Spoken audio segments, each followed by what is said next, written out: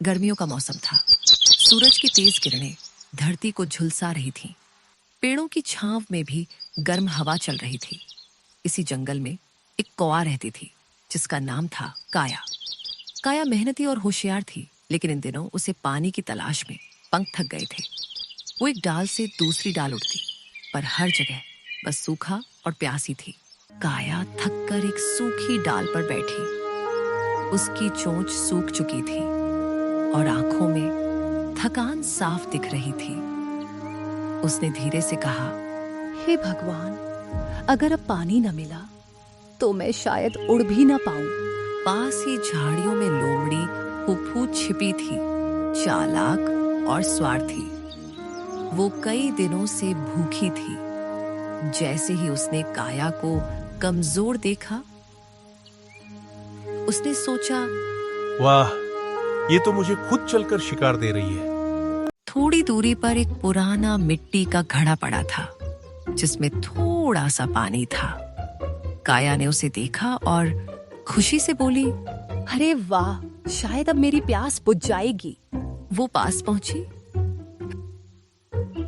पर देखा कि पानी बहुत नीचे था। तभी फूफू झाड़ियों से निकली।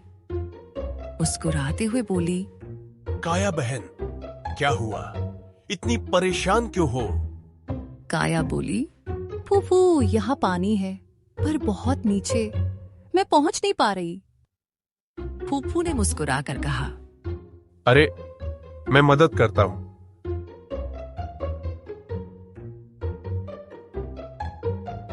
तुम जरा पास आओ। वो धीरे धीरे घड़ा झुकाने लगा, पर उसका असली मकसद था काया को गिराना। जैसे ही घड़ा झुका, काया को कुछ शक हुआ और वो झट से उड़ गई। काया ने ऊंचाई से देखा और मुस्कुराई। अगर मैं इस लोमड़ी की बात मान जाती तो अब तक फंस चुकी होती। फिर उसने घड़े के पास छोटे छोटे कंकड़ देखे। उसने सोचा, अगर मैं इन्हें अंदर डाल दूं तो पानी ऊपर आ सकता है। वो नीचे उतरी और एक एक करके कंकड़ डालने लगी।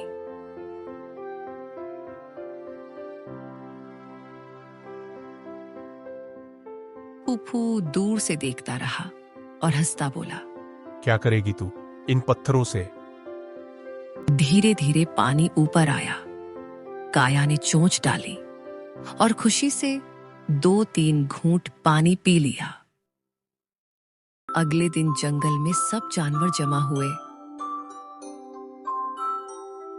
खरगोश, बंदर, हिरण, सबने काया की तारीफ की। खरगोश बोला, वाह, कितनी समझदार है ये काया। हिरण ने कहा, बुद्धि हमेशा ताकत से बड़ी होती है। सबने मिलकर कहा, आज से हम भी अपनी चालाकी भलाई में लगाएंगे। फूफू पीछे पेड़ के पास खड़ी थी। उसे शर्म आई। उसने धीरे से सिर झुका लिया। फूफू आगे आया और बोला, काया बहन, माफ करना, मैं गलत था। मुझे तुम्हारी मदद करनी चाहिए थी। काया मुस्कुराई और बोली, फूफू, गलती हर किसी से होती है, लेकिन जो उसे मान ले वही सच्चा बनता है। दोनों मुस्कुरा उठे। कुछ दिनों बाद जंगल में ठंडी हवा बहने लगी।